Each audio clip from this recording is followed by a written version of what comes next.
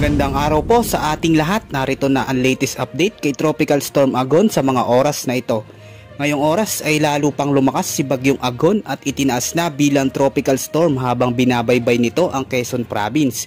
Ang mata at sentro ng Bagyong Agon ay nasa mga baybaying katubigan ng Saraya, Quezon Province.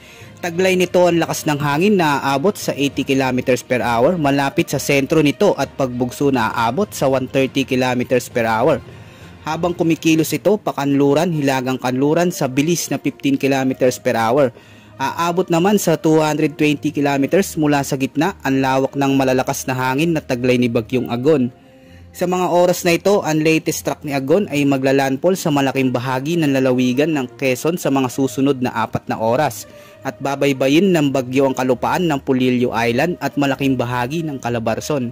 Mataas naman ang posibilidad na mas lumakas pa ito at umabot sa severe tropical storm habang binabagtas nito ang kalupaan ng Quezon Province at Calabarzon. Inaasahan na magdadala ito ng mga delikado at malalakas na pag-ulan at posibleng pagbaha sa malaking bahagi ng bansa. Habang malalakas na pag-ulan din ang mararanasan sa malaking bahagi ng Central at Southern Luzon dahil sa mabagal na pagtawid ng Bagyong Agon ngayong araw. Samantalang magiging maulan din sa malaking bahagi ng Luzon sa mga susunod na oras, partikular sa Metro Manila. Sa mga susunod na 12 oras ay unti-unting kikilos pahilagang silangan habang lumalakas pa si Agon bilang severe tropical storm. Ngayong oras ay tinataas na sa red heavy rainfall warning ang mga lugar sa Quezon Province at Laguna, dulot ng pagdaan ng mata ng Bagyong Agon. Nakataas naman ang tropical wind signal number 2 sa mga lugar na ito. Northern and central portion of Quezon, particular sa Lucena City, General Luna, Plaridel, Padre Burgos, Mauban, Sampaloc, Saraya, Dolores, San Antonio at sa bahagi ng Polillo Island.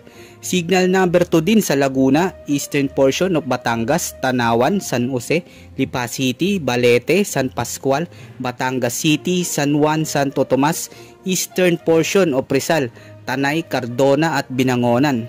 Habang nasa tropical wind signal number 1 naman ang southern portion of Isabela, southern portion of Quirino, southern portion of Nueva Vizcaya, Cavite, rest of Rizal, rest of Quezon, Metro Manila, Bulacan, southern portion of Bataan, Aurora, eastern portion of Pampanga, Marinduque, Camarines Norte at Camarines Sur. Para naman sa tinatayang lakas ng ulan ngayong araw ay posibleng umabot sa 200 mm sa Quezon. Posible na mga abot sa 100 hanggang 200 mm sa Aurora, silangang bahagi ng Bulacan, Rizal, Laguna, Metro Manila at Camarines Norte.